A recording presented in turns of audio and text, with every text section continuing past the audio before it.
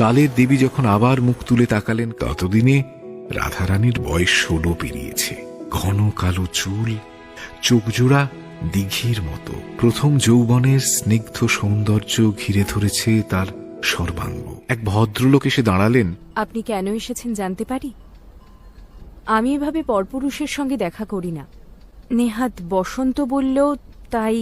আগন্তুক এবার খুব পুরনো সংবাদপত্রের একটা ছেঁড়া পাতা রাধারানীর দিকে এগিয়ে দিলেন। আপনি কি রুক্মিণী কুমার? না, আপন নাম গোপন করে একটা কাল্পনিক নাম ব্যবহার করতাম, সেই নামটি রুক্মিণী কুমার। কিন্তু রাধারানী তো বিবাহিতা।